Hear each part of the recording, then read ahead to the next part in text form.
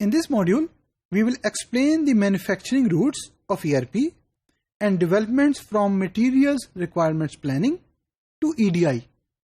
In the early days, which mean in 60s and 70s, many of the companies were producing or manufacturing cars or different products.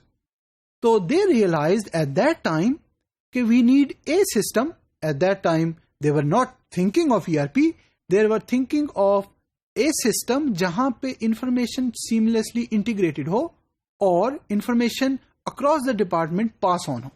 تو آئیے review کرتے ہیں کہ what were those development and why they have decided to do that. During 1960s and 70s, manufacturing softwares were developed. کیونکہ majority of the companies were in the business of manufacturing an item. تو they were in need of a system جو کیا کرے, جو inventory کو بہتر طریقے سے ٹریک کر سکے کہ ہمارے پاس کتنا را مٹیریل موجود ہے, کتنی کوانٹٹی میں موجود ہے, and so on.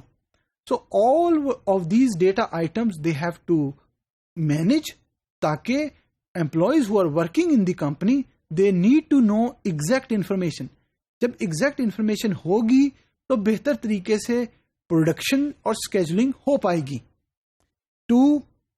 The scope was from inventory tracking to materials requirements planning software. So they slowly moved from a software.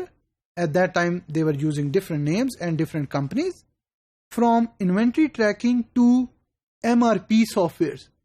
اب ہم دیکھتے ہیں کہ MRP softwares کیا ہیں اور what are the features of MRP. Material requirement planning, it is a production planning جہاں پہ آپ پلاننگ ریگارڈنگ دی پروڈکشن جو بھی آپ کی کمپنی کے اندر ہو رہی ہے, اسکیجولنگ ٹائم, کیا وہ اسکیجول ہیں جو آپ کریٹ کریں گے ٹو میک شیور کہ جو پروڈکٹ آپ ڈیولپ کر رہے ہیں وہ آن ٹائم کسٹمر کو مل پائے.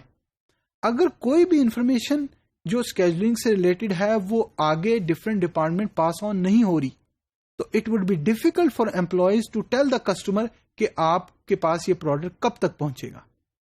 And inventory control, because you need to manage the inventory, which mean اگر آپ کو نہیں پتا کہ آپ کی انوینٹری کے اندر کتنے پروڈکٹس موجود ہیں تو آپ کو کسٹمر کو کس طریقے سے سرو کر سکیں گے. فار ایگزامپل, آپ کسٹمر کوئی چیز آپ سے بلک میں بائی کرتا ہے.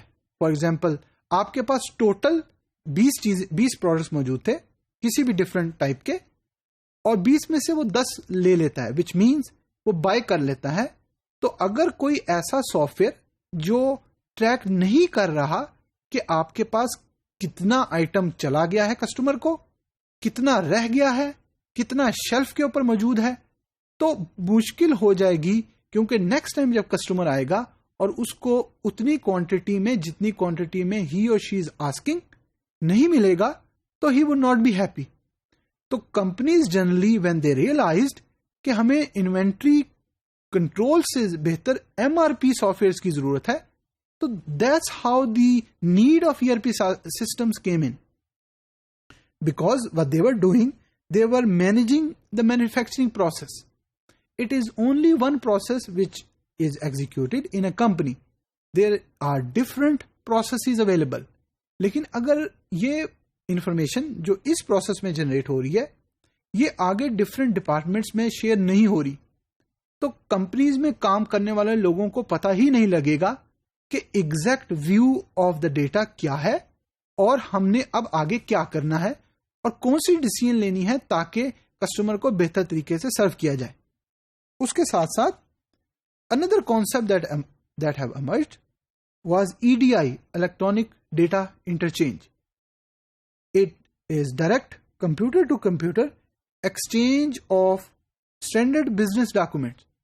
ہر کمپنی میں جب آپ نے کوئی چیز پروکیور کی ہے, کوئی چیز بائی کی ہے, آپ نے کسٹمر آرڈر بنایا ہے یا سیلز آرڈر بنا ہے, کوئی بھی ڈاکومنٹ کریٹ ہوا ہے, اگر تو آپ اس کا مینوئل ریکارڈ رکھ رہے ہیں, رکھنا کوئی مشکل نہیں ہے, you can do it, but you will not be efficient and you will not be able to generate the timely information which is required.